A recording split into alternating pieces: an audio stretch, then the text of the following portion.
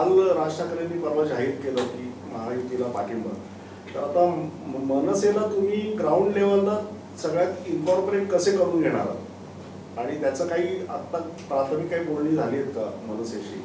नाही, माझं फोनवर राज ठाकरेंशी बोलणं झालं, देवेंद्रजींचं झालं, एकनाथजींशी झालं, बट फॉर्मल बसून असं फॉर्मलायझेशन ऑफ कॅम्पेन ज्याला आपण म्हणतो, म्हणजे नियोजन किंवा त्याचं स्वरूप अशावर बसावं लागेल.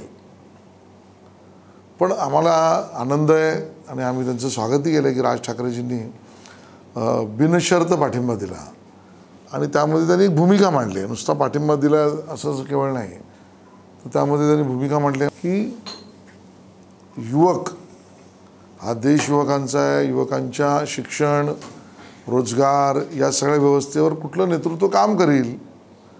मला वाटतं ते खूप महत्त्वाचं आहे आणि म्हणून त्यांच्या समर्थनाचा मुद्दासुद्धा लोकांसमोर जाणारा मुद्दा आहे आणि त्यामुळे आमची इच्छाही राहील की त्यांनी प्रचार केला पाहिजे.